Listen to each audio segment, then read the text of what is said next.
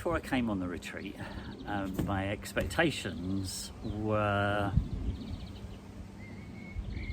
there were no real worries, to be honest. My expectations were to be able to learn a little bit more about Pilates, a little bit more about yoga, and to mix with some interesting folks. I've thoroughly enjoyed it.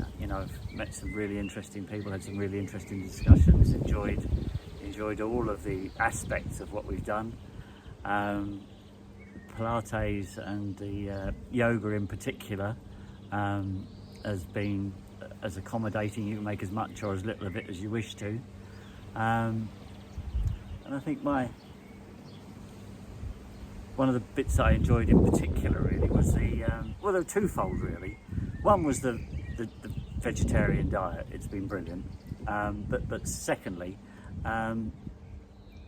the start to the day, getting together in the team in the morning and spending some time watching the sun come up and listen to the birds. It's been great really. I